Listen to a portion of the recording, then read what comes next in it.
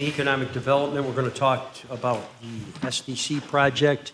It looks like Mr. Ennis' presentation for us, which is very good, Mr. Ennis. And why don't you walk us through this very complicated, long-term project that we've been working on for 3 years. Thank you very much, Councilor. And let me introduce Councilor Paniagua, Councilor Manto, President Hudson, and Councilor Navi have joined us this morning. Great. Well, thank you so much, Councilor, and to all the councilors that joined us today. I always try to come prepared, Councilor, for these conversations, so really appreciate the time to discuss just the latest updates with the Syracuse Developmental Center and the various items of legislation that we have pending for consideration with the councilors. And also just want to note that included in our discussion, also want to acknowledge Carrie Quaglia on behalf of Home Headquarters, as well as Chris Albanese on behalf of the Albanese organization. What I would just start initially by saying, and I think Councilor Hogan, you just mentioned this a moment ago, this project is one that we have been working on since 2022, when ultimately we had the initial purchase and sale agreement that was authorized by the council. This project is certainly complex. It is certainly, there's a number of moving parts. It is one of the more complicated projects that I've worked on in my time in city government. And so one of the things we wanted to do was really talk through the latest updates on the project as it stands now, the progress that's particularly been made on the topic of financing, all the necessary pieces that come into play in order to actually reach formal groundbreaking and necessary approvals. Of course, the items that we have pending right now with the council being a key and integral part of that. And then also certainly wanted to be able to answer questions and talk through again what we fully acknowledge are some levels of complexity here, but we're hoping to be able to answer those questions and also have a continued discussion about how to move forward. So one of the things I would also say is, this is a project that has been really a team effort, both on the side of the administration in the city. We have from assessment, our Commissioner of Assessment, Matt Oj, who's been a key partner in this, our city engineer, Mary Robeson. We have, Joe Barry in the law department that we've worked really closely on a lot of the conversations about the project. And so there's a number of different colleagues, and then Michael Collins, of course, and Michelle Sapansky from Neighborhood and Business Development, really in terms of how to move forward with building additional housing that we need in this community. So with that being said, I just have like very simple visuals just to help as a visual aid. I did share and distribute a copy of a memo to really try to formally in writing explain the different legislative items as well as the updates on the project, and wanted to be able to talk through some of those things now. So, sure. Thank you. And so with that being said, without further ado, why don't we just get into overall some of the updates here. So just to a very brief overview and reminder of just the timeline of this project and where we initially started. So the Syracuse Developmental Center was foreclosed and seized by the city for tax delinquency back in 2019. So we are now in year 6 of this overall redevelopment. Ultimately, through the city retained a real estate broker and had identified the Albanese organization and selected the Albanese organization in late 2021. And then in 2022, in partnership with Governor Hochul and working closely with our state partners, $29 million was awarded to the city in order to really achieve the vision that we had set out to make this mixed income development, the opportunity for job creation on the site, and really transform a 48-acre site and really something that the city has, an opportunity that the city has traditionally not had in the past. After a lot of discussion and thorough review of the overall master plan, the Common Council did formally authorize that in June of 2023. So one of the things we will be talking to is that master plan is still consistent with what we initially had presented and had a significant amount of conversation about, but want to make sure that we're able to share the latest updates in terms of how, in theory, that master plan would be achieved through the work of Home Headquarters in Albanese. And then ultimately, more recently, an MOU, or a letter of intent, was authorized between the Home Headquarters as well as the Albanese organization when we formally brought in Home Headquarters more recently as a partner on this development project. So, moving on to our next slide here. I apologize, this wireless mouse It's okay. I think we're getting, thank you. All right. So then just more recently, so the city has undertaken the demolition on the project. The city selected Ritter and Parator as our demolition contractor earlier of last year. That demolition work began in May of 2024. And we are now, in the month of October here, reaching substantial completion of that demolition work. We are now at the point where grass seeding has actually been laid on the site. So through a process called hydro seeding, we actually now have blades of grass that are actually starting to grow on the site following the full demolition of that 600,000 square foot structure. But back in June of 2024, we also had a visit from Governor Hochul, and this was at the time the funding for the $29 million had already been awarded, but at the time as well, it was when the city had already selected Albany's and home headquarters to move forward with the redevelopment as part of the city's statewide initiative to build more housing. And then more recently, what we are now working on actively is preparing a design bid package that would be issued in November. So we're targeting to issue that next month. And what that would do is allow us to identify who would be the vendor and the firm that will build the infrastructure, utility, roadway, water, and sewer lines that will then make up the new roadway to service the private development. Okay, and then moving into the overall master plan. And then this is, again, the overall master plan that we had from originally in 2023.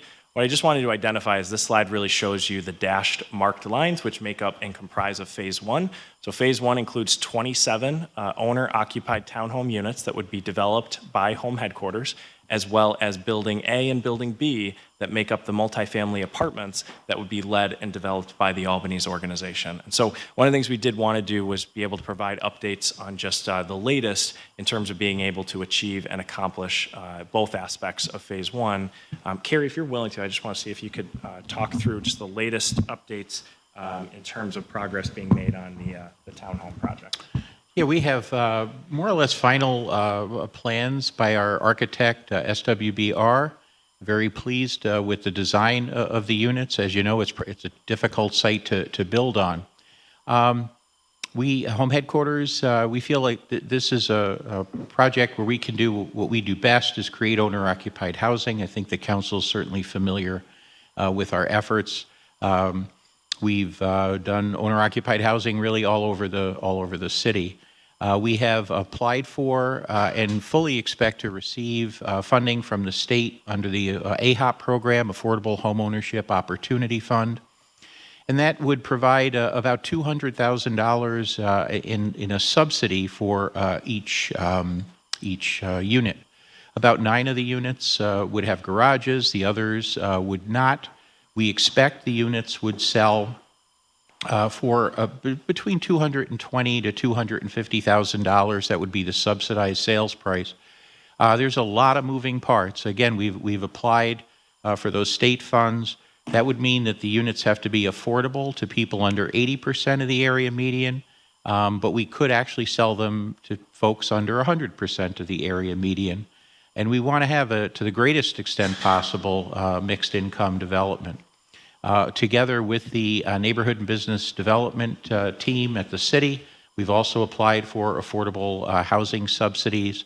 We're hopeful that the county, through the OCHIP program, would be able to provide some subsidies. So at the end of the day, we've got to match what we consider the total development cost to be the likely sales price or appraised value of the units. A few different things have come up. As you might have heard, any permits that are pulled for townhomes after January 1st, these now will require a sprinkler system. That's probably going to add about $15,000 per each home. And the state informed us that the 504 regulations will apply.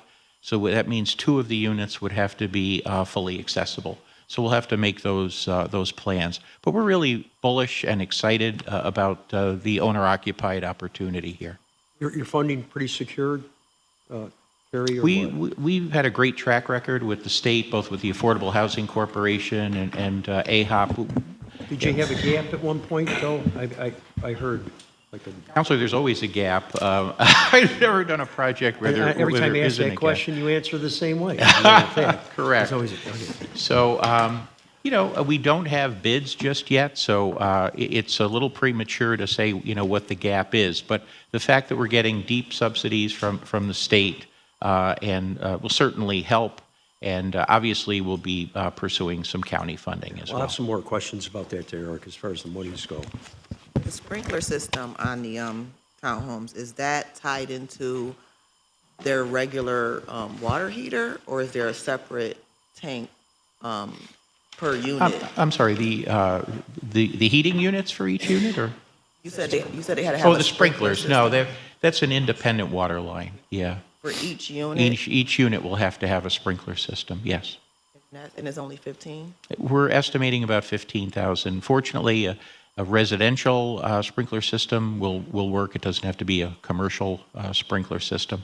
Just, when you get, these obviously are mandates and we have to follow them. So not much choice there.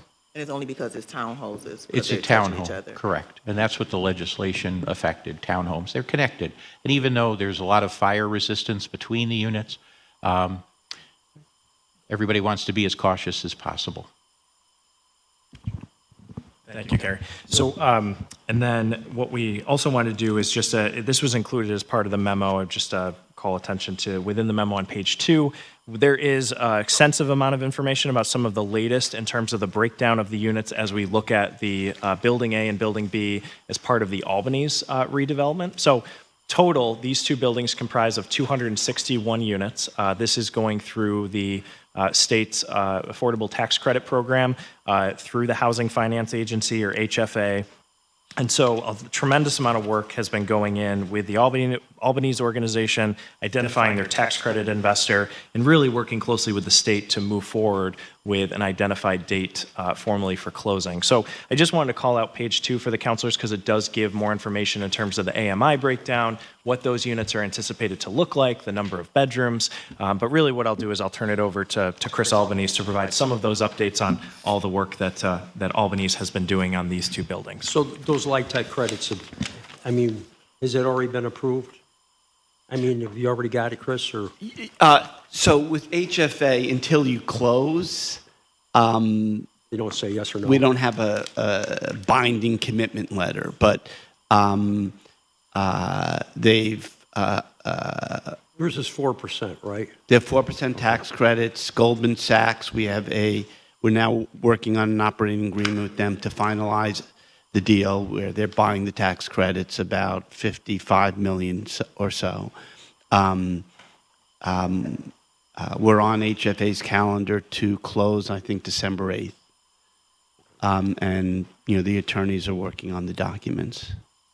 So I would say that, and they go to HFA board approval is going to happen in like 2-3 weeks. That's when you really get the final word that the project's approved. But we've been working with HFA for, 2 years now. So this is the culmination.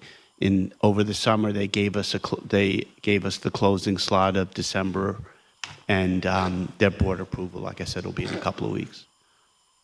Included on page 4 of the memo, we also broke out that timeline and that schedule that you can see. So again, I think these are pending dates, but based on the information we've received from Albany's as well as from HFA, it would be continuing to move through that underwriting, going through the respective credit committee processes, October 30th, moving through, I mentioned the city bidding package. So the city on a parallel track is moving forward to issue those bids or solicit those bids beginning in November. But then it would be November moving forward towards kind of final sign off for closing. And then December is when the anticipated closing would be based on all the information that we have at this point in time. But let me just add to that. Go ahead. So the bond closing is December 18th, but we close with HFA, I think, December 8th and go into escrow. So in total, our understanding of the numbers is that the buildings A and B is a $134 million investment for the 261 units. Carrie, I know the last number I think for the townhomes was around 15 million. Is that still? Right. Oh, okay. So those combined in terms of the investment that is being led on the private side will be approximately 150 million.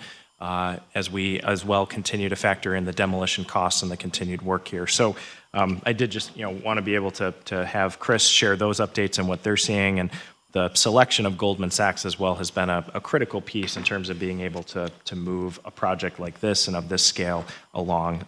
Similar projects such as the Maria Regina campus, such as the East Adams projects as well, they are looking at the same subsidy programs, but one of the things that we do know is being able to identify that tax credit investor is such a critical part in order for the project to move forward. So I was going to pause for just a moment because I know that there are a number of pieces of legislation. We wanted to be able to talk through those and just be able to give more context to that and what that legislation entails. But is there any questions just on the overall, either what was shared by Home Headquarters and Albany's or just the overall proposed master plan? Well, I think, originally when we started this years ago, we talked about the whole project, and, we went out and talked to the neighborhoods and people in the neighborhoods. And we were basically, it was a 4-building project. So I'm going to ask you, Chris, I'll put you on the spot here. What are the chances of that market rate apartment and those market rate apartments and that senior citizen building going up?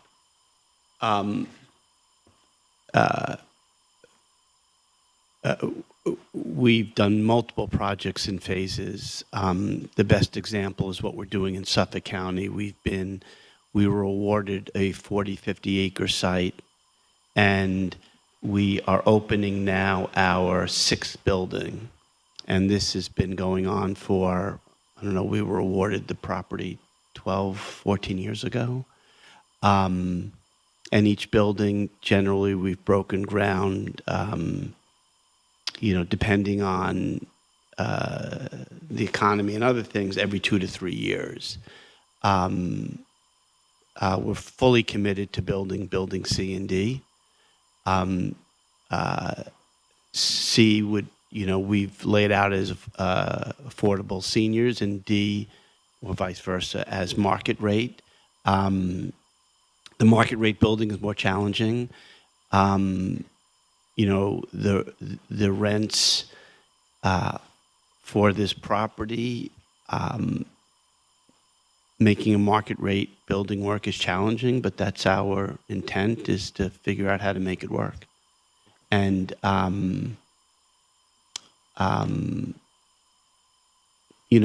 we're not going anywhere.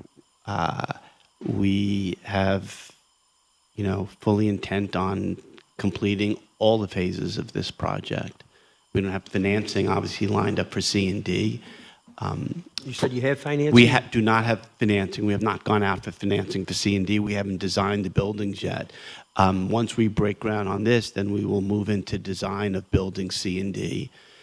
For the A and B building, about a year ago, we went out to numerous banks and tax credit investors and ran a process. Chase, PNC, Goldman Sachs. It was like 7 or 8 groups we went out to, narrowed it down to 2 or 3, and then picked Goldman Sachs. As I mentioned, we signed a letter of intent with them in the spring, and the operating agreement between Albany's and Goldman Sachs is being worked on now. We're hoping to conclude it in about 4 weeks. And, in Wyandanch, again, it's a mix of market rate, affordable workforce. With Micron coming, it would, demand for housing will keep going up. Rents will go up. That's good and bad. Interest rates need to come down a little, but I think we're starting to see that.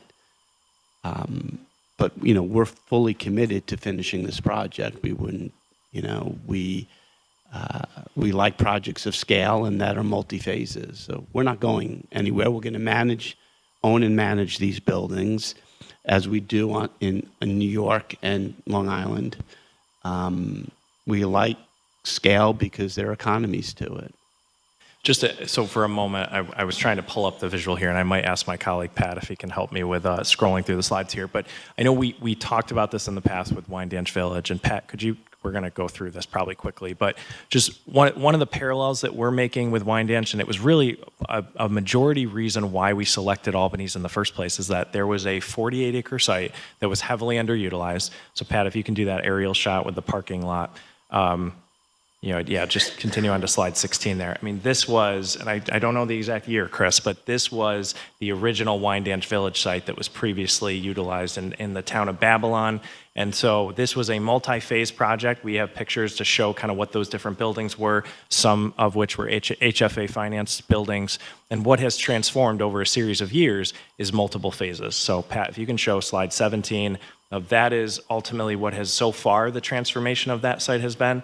And so a lot of when we were going through this process of selecting and identifying a developer to bring here to Syracuse for this project, we looked at Wyandanch as an opportunity to really draw a lot of parallels. And so Chris, I don't know if you want to add more context. I just want to tell everyone what we're looking at. So those were the first two buildings, the one on the right side of the page and the left side of the page. Each of them are about 100 units. Combination of market, workforce, and affordable housing with the park in the middle. The building at the back of the page in the middle is an office building that has not been built yet. But after the A and B building, we built a third building, which is about 130 units. Then we built a senior building, which is about 100 units. We built a charter school. And in January, we're opening up what we call Building L, which is the largest of the buildings in this community. It's 220 units. And we have retail on the ground floor. There's a skating rink. It's been a huge public-private partnership between the state, the county, and the town of Babylon. And we, after Building L, we are now working on plans for another 200-unit building. We have another site for 200 units, and then there's a townhome section. So I think we were designated in 2012, so we've been at this about 12 or 13 years, and we just got an extension on our agreement with the town and the county. They extended it us 6 years to give us time to finish everything, with an option to go after that. So generally, we've been breaking ground, I'd say, every 2 to 3 years. So after we break ground on building A and B, the goal would be to break ground on C and D, and, I think the contract has us 18 months with a 12-month extension. So the way the language reads in the agreement between Albany's and the city is that there is a time frame from which the transaction of the first lots that make up phase one is completed. Then there is an 18-month period where that clock immediately starts ticking, where then Albany's is anticipated to then close on the future phases. I know President Hudson and I were, wondering about that because we were here on the council when it happened. In fact, we were on the RFP committee too. Correct. Yeah. I think it's important to know, as you mentioned, public and private ownership of the site, basically. We go over the public money that we're going to be investing in this site. So Eric, if you could do that. Yeah, I certainly can. Break it down. I think just so then quickly just running through these last couple of buildings. That's the senior building. Yep. And that's the building that's just a rendering, it's not a photo. That's the building we're opening up in January, which is 218 units. First, did you start with the affordable down there too, or not? The A and B building, the first two buildings were 25, 30% market and 70% affordable and workforce. It was mixed. It was mixed. Yeah, mixed income. And then that pie chart, if you can, too. So just, Chris, I know this was information we had received from Albany's, but one of the things, too, just in terms of the makeup of the different tenants that are comprised within some of the Wyandanch projects. So the difference with this and us, so your A and B is affordable in the plan for Syracuse. Is that simply because the market won't bear the rents of the mixed first? Yeah, the rents are higher on Long Island, so the market rate rents are higher than the 60-80% AMI, and so the numbers worked, and that's how we built it. This chart shows that in Wyandanch, if you look at the right side of the chart, blue is education. This is the type of employment that the tenants, the jobs that they have. The blue, the red on the right, and the green is professional services, education, and healthcare. Account for about 50% of our tenants. And then there's another 17%, which is called professional services. You know, it's a very thorough screening process for someone to actually get the apartment, and they give us tax returns, you know, W-2s, and they have to qualify the apartments and have good jobs so that they can pay the rent. Chris, can you also just talk about the plan for management? I know that that's one thing we've had a lot of conversations locally about the management plan, and as well as raised those with Albany's directly. I think, of course, you know, the history of Syracuse is a lot of projects aren't managed properly, and then we end up having problems. Not talking about your particular buildings or anything like that down there, but we've had some real disappointments as far as some large buildings that, you know, weren't managed properly. And sure. A lot of people suffer. That will not happen with us. When we first got into, so we have been building market rate housing from the beginning. Wyandanch Village was our first mixed use, mixed income project. And because we didn't have experience with it, we hired a company that solely does affordable housing, and it was terrible. And we fired them, and then we hired a national company, Bozzuto, who manages apartments all over the country, and that was terrible. So we terminated them, and we created our own management company. And they're our people, and we hire and fire them, and we spend more operating the buildings than our competitors, but they're run right. The tenants are happy, and we would never let someone else again manage one of our buildings. Because it was also a financial decision. I'm not asking people to pat me on the back. We were paying them to manage it, and we were doing it anyway. Mm-hmm. The senior building, I know there's no ESHI component in any of these currently. But for the senior building, is that a possibility of some of those units for ESHI just because for senior to kind of get some of that gap closed? So in Wyandanch, we did, I think I said 100 units. It's 97 to be exact. It's not with ESHI. It's through HFA, and they're just light services. So we teamed up with a not-for-profit. They're called Self-Help. They're based downstate, and they have a social worker on staff, computer classes, assisting seniors if they have issues with their prescriptions or whatever. So it's considered light services. It's not full services. And as you said a moment ago, Councilor, but just to confirm, there is no ESHI proposed as part of the phase one that we are discussing right now or as part of this project. So I know, Councilor, I want to get into the infrastructure piece and some of the legislation, so I want to do that. What I just also want to briefly talk about, because I know we started talking about how it was approached in Wyandanch with the different workforce or affordable or market rate and some of the terms that get used with these. On page 2 of the memo, what we tried to do as well was demonstrate the different AMI rates and what those anticipated rents would be. One of the things we also just, as part of a lot of discussion and dialogue, looking at just when we look at the neighborhood that surrounds the current SDC site and what some of the comparable rents are for whether you're in a 2-bedroom or a 2-story flat in the Tip Hill neighborhood or other nearby properties, some of the rents, particularly as you get towards that 70 and 80% AMI rates, are really commensurate with a lot of what the quote-unquote market is within the surrounding neighborhoods. And so as just pointing out, again, we have both studios, 1-bedrooms, 2-bedrooms, and 3-bedrooms. I think we heard from certain members of the council that 3-bedroom units was really going to be an important piece of this. Albany has pledged 10% of the total unit makeup will include 3-bedroom units because we're simply just not building enough 3-bedrooms here in Syracuse. And my understanding of the townhome plans with Cary and Home Headquarters is that those also will be 3-bedroom townhome units as well that will be owner occupied. Correct. But I just wanted to point out, some of the rents that we're particularly talking about. When you are at a one-bedroom, you are in the $1,300 and $1,400 range. When you get into the two bedrooms, when you're at 70% of AMI, it's $1,400, almost $1,500. When you get up to 80% of AMI, it goes up to $1,700. So these are comparable, but we also realize as a community, we also need to be building more of the affordable housing and for the more lower income households. So that is why you also see those 50% of AMI rates. We had a lot of conversation with the Albanese organization and really fine-tuning what that pro forma looks like. Previously, there was a higher number, particularly of the 30% AMI units.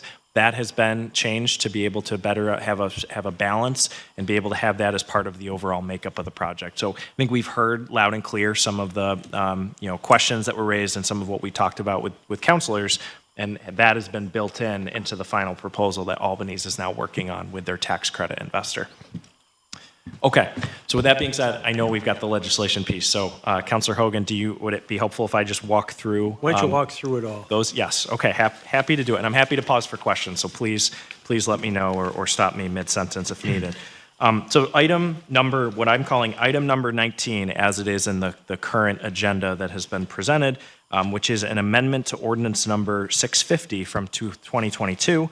This is an amendment to the purchase and sale agreement that currently exists between the city and between Albanese.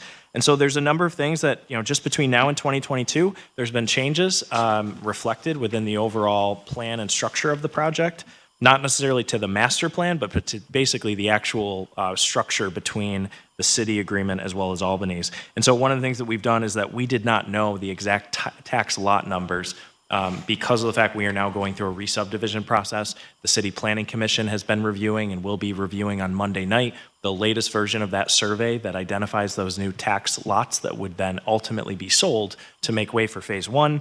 We specifically now are able to identify what those lots are and what those boundaries are. We didn't have that when we initially executed the first PSA. We also have clarification now that brings in the fact that we have Cary and home headquarters building the townhomes. Ultimately, we still view, and the partnership is that Albanese is the master developer. So Albanese has been working very closely with Cary and home headquarters. They're using the same architect. A lot of the same design and project team members are the same between the two respective developers. We actually now codify that home headquarters is part of the overall arrangement with building the townhomes. We also have the language that we're going to be getting into in a moment that involves the low interest loan proposal and identified as a way to help support the project gap related to supporting the Albanese project. And then the other piece is that we have currently existing in the site, and as part of working with our demolition contractor, there are these things called caissons that still exist in a portion of the site. And so I learned what a caisson was thanks to this project and this process. So what I can share is that these are concrete piles that were built back in the 1970s in order to support what really is almost a terrace development. And so there's a portion of the caissons that ultimately still need to be removed. Now, Albanese is working with Huber Brewer as their general contractor, so that will be locally, they will be the ones managing and supporting the project. We fully anticipate that it's very likely some of the caissons they may run into as they're doing excavation.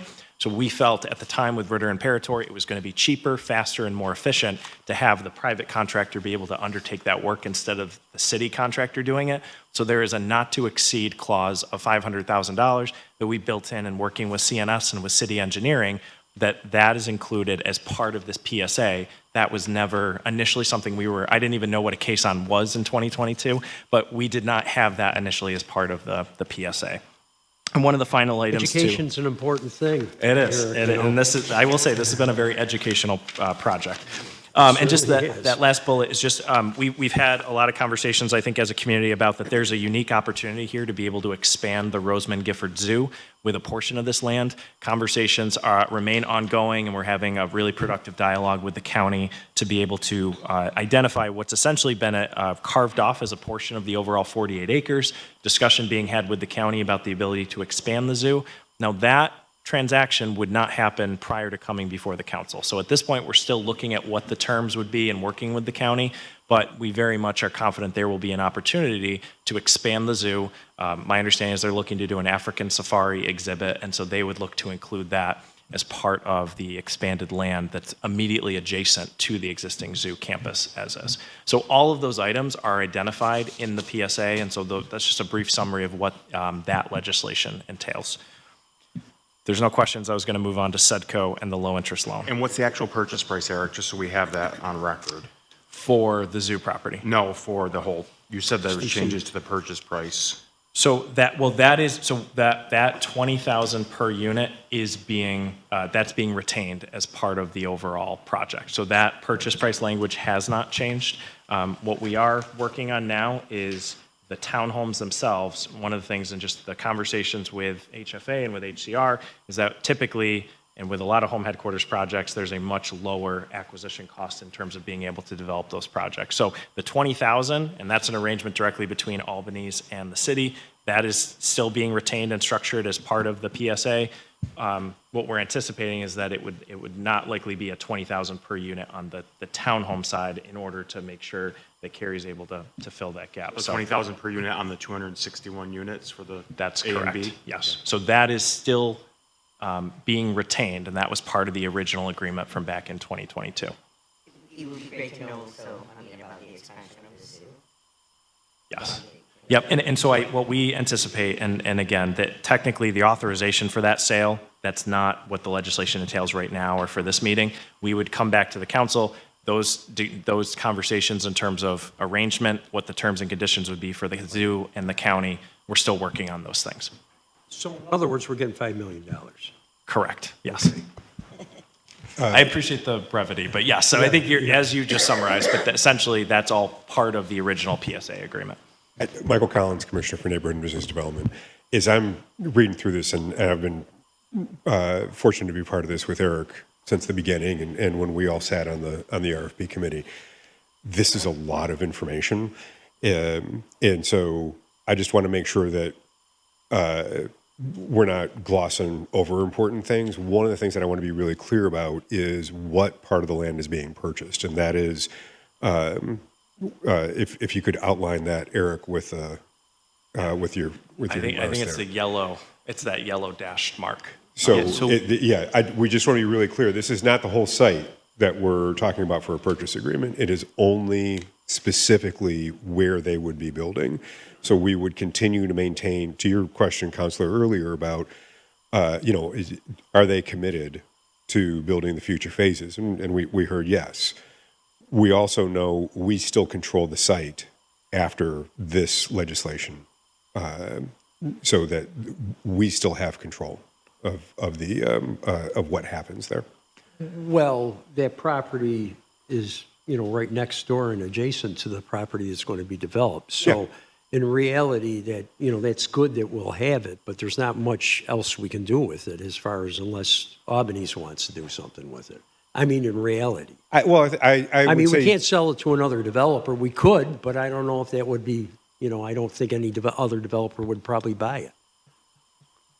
in the market that we're in right now, everybody's knocking on our door.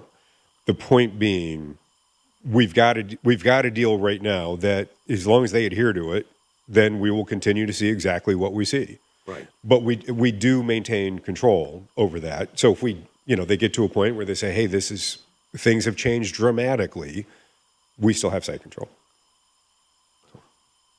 And so maybe I just want to make sure we're all on the same page too. So the purchase and sale agreement is for the entire master development.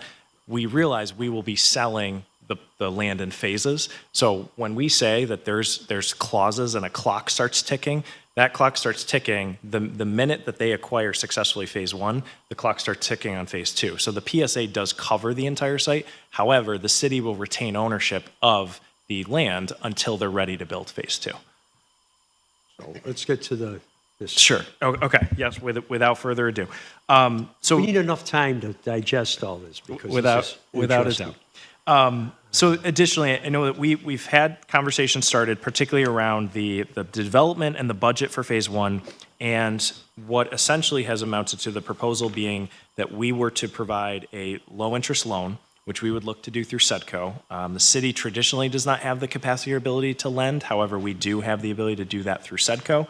And I want to talk through for a moment to just give the context of what is necessitating the proposal for the loan and what is necessitating the gap.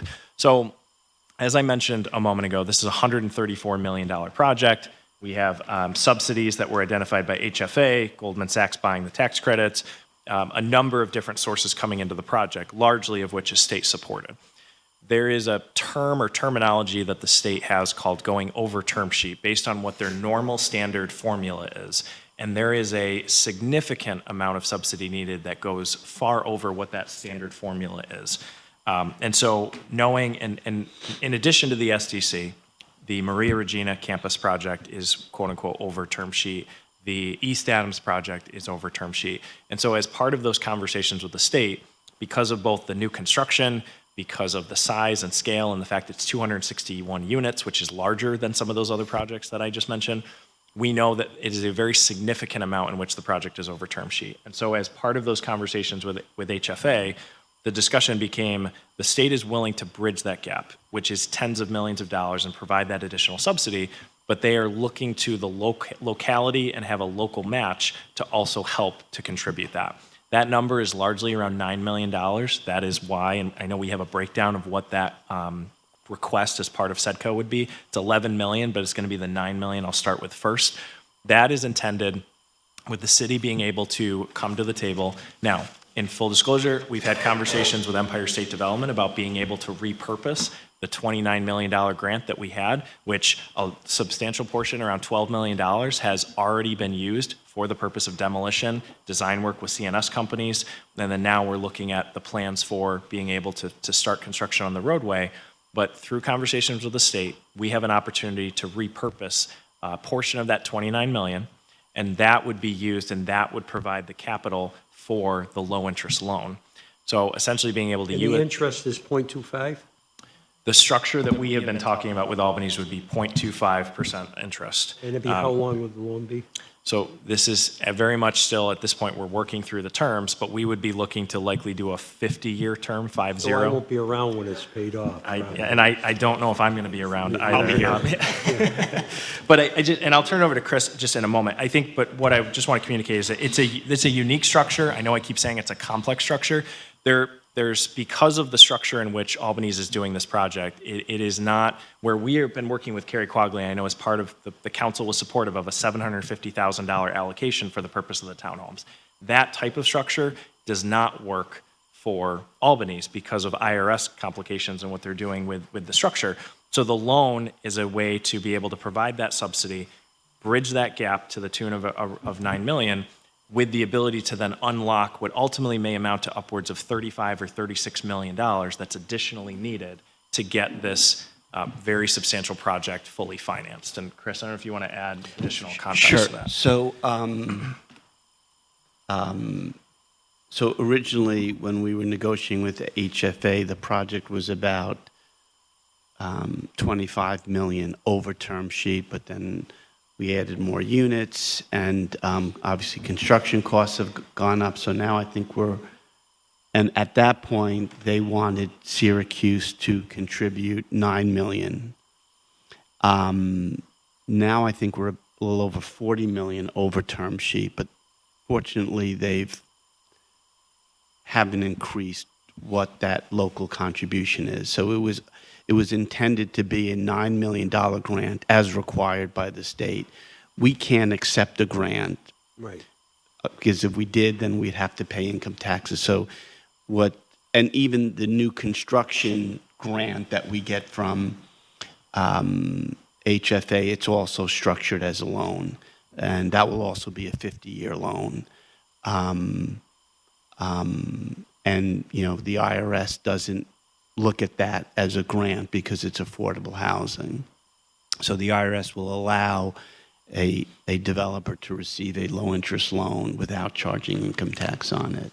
And, on our downstate project, it's the same thing. The state, in their eyes, they are putting a lot of money into local communities, and they want the local governments to contribute. So they do this all over the state. They should look at our balance sheet sometimes, the city of Syracuse. And those negotiations really are outside of our control.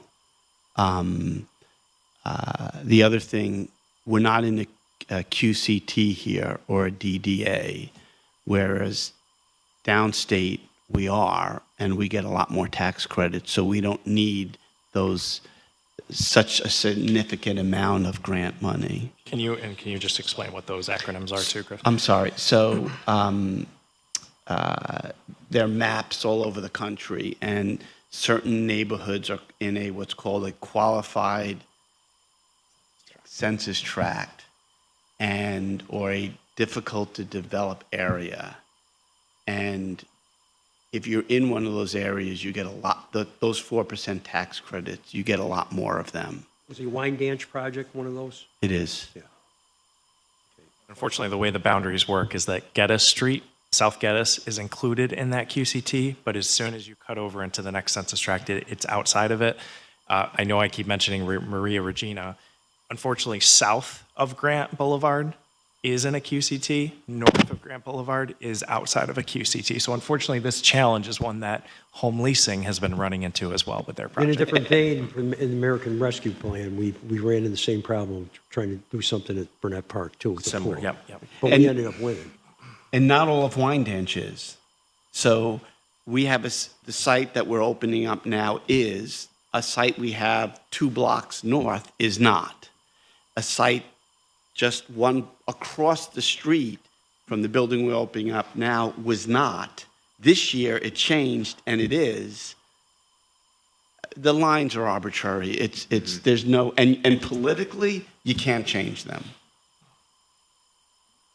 So go on there. Okay, so, and I'll continue. Again, I just want to make sure that we're, And just make, Eric, sorry, so people understand, so the 50-year loan, it's not payable over 50 years, it's payable 50 years from now. correct. Yep, and it'd be an accrued interest. And I think essentially the word and terminology I would use is we're using this as an investment to be able to make sure this project could become a reality. So the loan, and I realize this is unique. We are typically not providing low-interest loans as part of this size and scale of a project like this, but ultimately what it is doing is investing to be able to unlock the state's additional subsidy in order to make sure the project can go forward.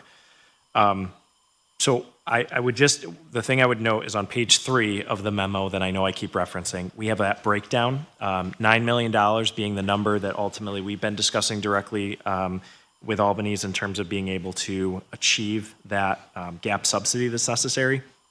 Additionally, there is approximately $1.5 million that is needed in order to construct a utility duct bank that would be constructed by National Grid.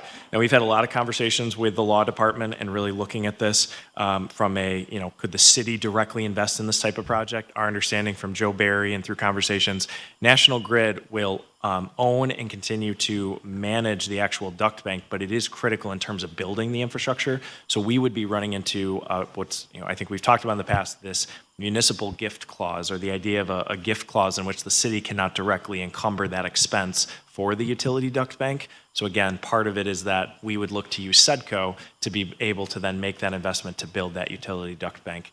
And then that last piece that gets you to the 11 million is the $500,000 not to exceed amount for the caissons that I just mentioned a little while ago. So there's a breakdown to be able to show what gets you to that $11 million amount for SEDCO, but for the purposes of the Albany's private development project, it's $9 million that we would be, that as proposed, would be invested in terms of making phase 1 a reality.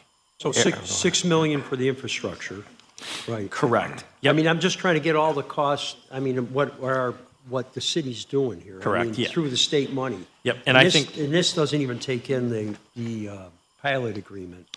Correct. That's sort Yep. of an unusual, not an unusual pilot. Oh, I haven't seen a pilot agreement like Commissioner OJ. I haven't seen a pilot agreement of that since the Destiny project, because it's 30 years. Yeah, it was a 30-year pilot in which we did it based on the amount of units that were built. So it's a lot of shelter income. Correct. Yep, and just very quickly on that, and certainly And Matt how can do you, help. what I wanted to ask Commissioner OJ is how, when you crafted that pilot agreement, the property didn't matter, right? The appraised value of the property or the assessment value of the property didn't matter, or we just went with No, the unit? this was Matt OJ, Commissioner of Assessment. This was designed to mimic a shelter rent agreement. It's similar in terms of length, except it's 1 30-year term rather than 2 15s.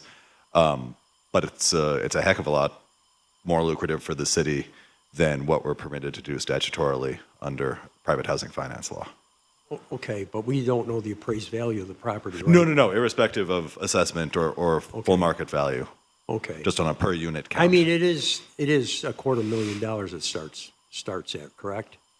Right. So, I mean, which is a significant amount for a property that hasn't been on the tax rolls ever, Correct. you know?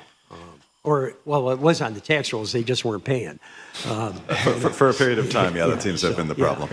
Yeah, of the 200 years in which this site has existed, it was on the tax rolls for about 7, of which they did not actually Oh, for make 7, contributions. yes. Yeah. So, Looked but- like the Brewers last night, 0-7, yeah. So just to build on what Matt was sharing, so we have the authority and ability, and the pilot was through CITA, but it was done in almost to reflect the shelter rent agreements that we've done on a number of affordable housing units. We had the ability to negotiate. I think we went in with a strong negotiating position with Albanese about, I think we were looking to get the greatest level of benefit financially for the city, to which it's approximately $975 per unit. And so that is what's amounting to, Counselor, what you referenced in year 1, immediately upon transfer of ownership that would go to Albanese, $250,000 in taxes is collected as part of the project. And then from there, we did include a escalator. So there's a 2% escalator in which that number goes up every single year. So that is all of which, again, there's the financial piece, and that was all part of our direct in working and negotiating with Albanese as a willing partner. So Eric, I want to go back what we were talking about before, about the funding. What if we don't get the proper funding? Then do we have to come back and have another discussion on this?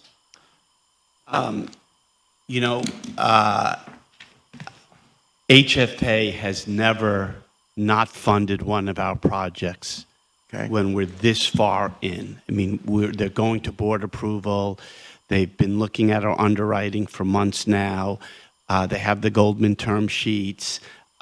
We've never experienced a situation where we're 6 weeks out and HFA doesn't close. And I mean,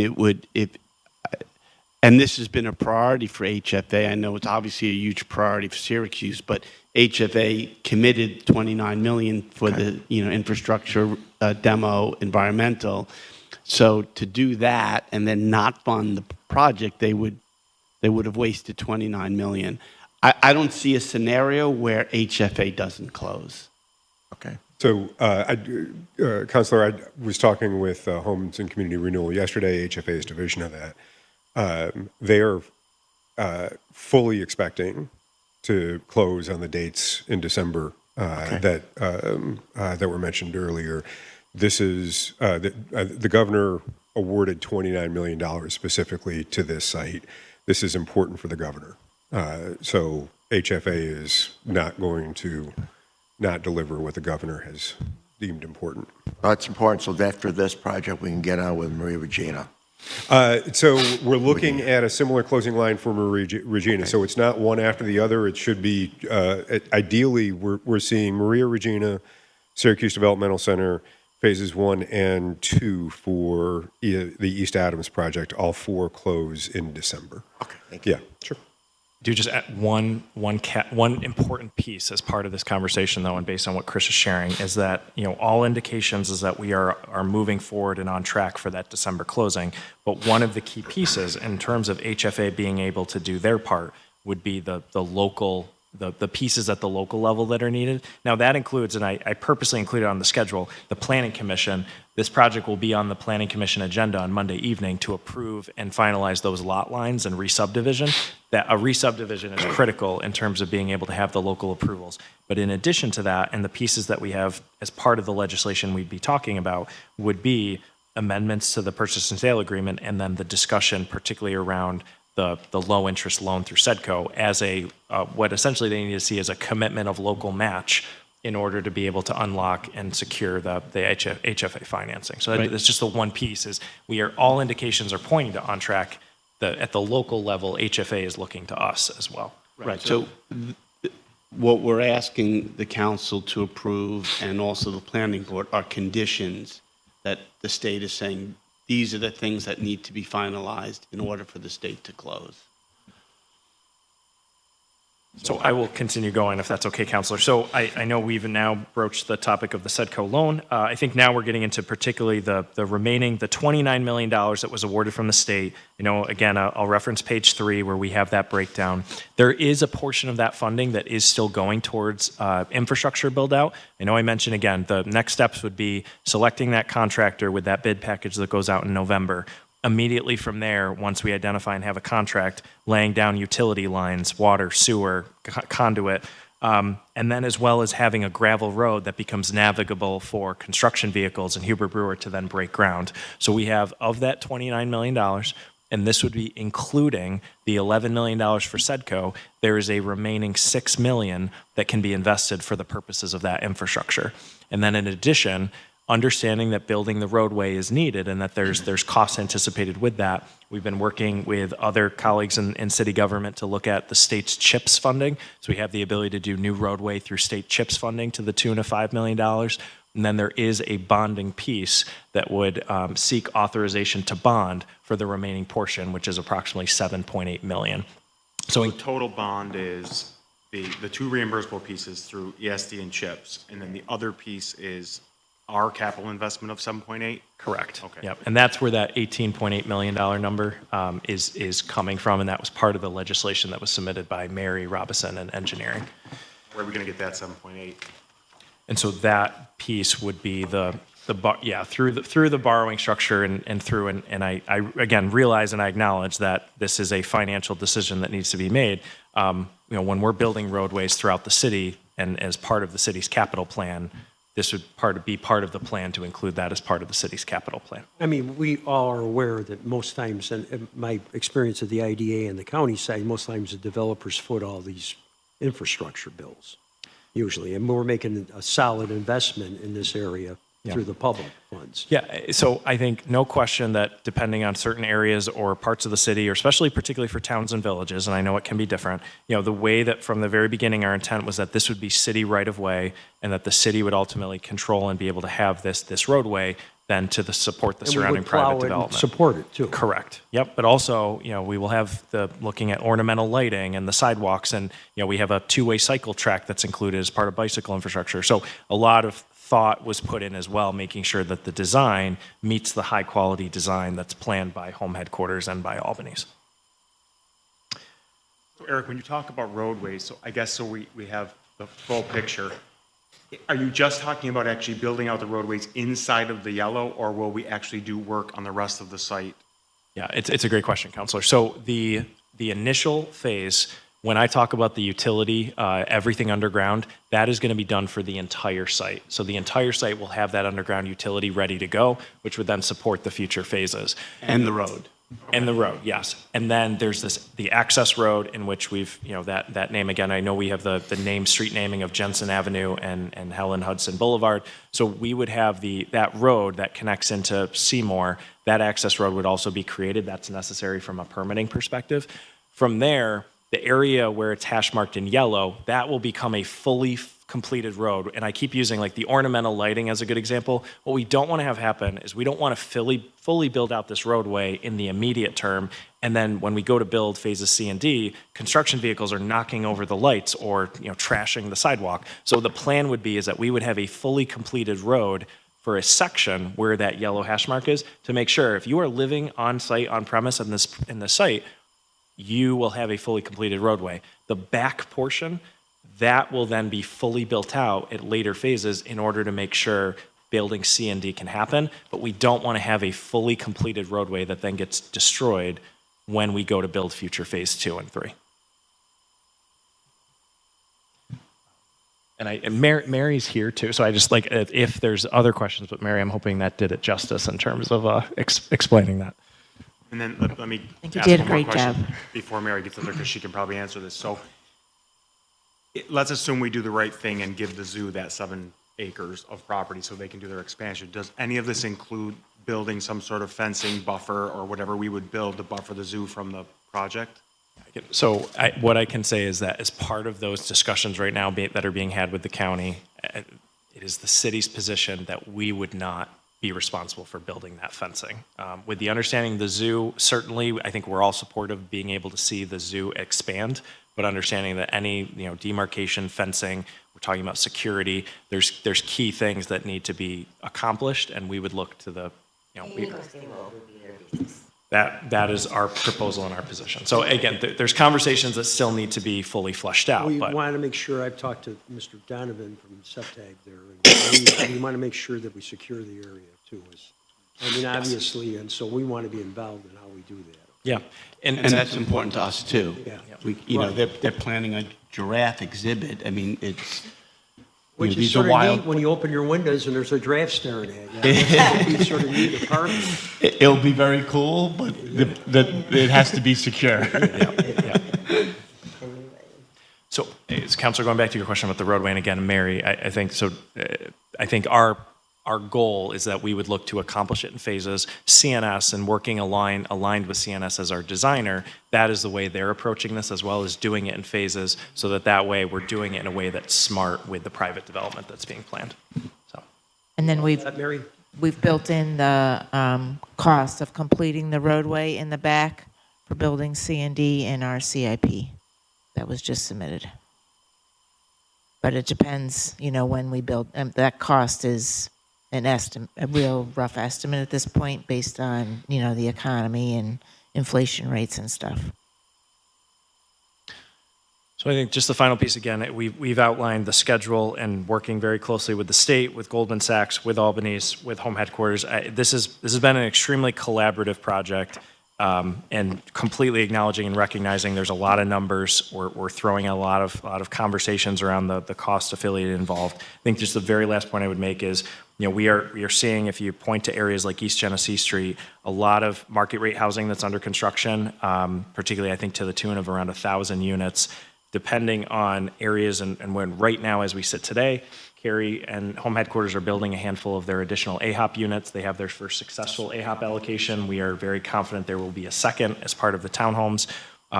The housing construction, and we know that the housing need has never been greater. I think what we have looked at, and while we recognize and acknowledge, again, it's a very complex structure, it's a structure that ensures the HFA financing can be unlocked and can be in place, and that we would have a project pending closure in December, financial closing in December. This project would be underway and under construction and broken ground in Q1 of 2026.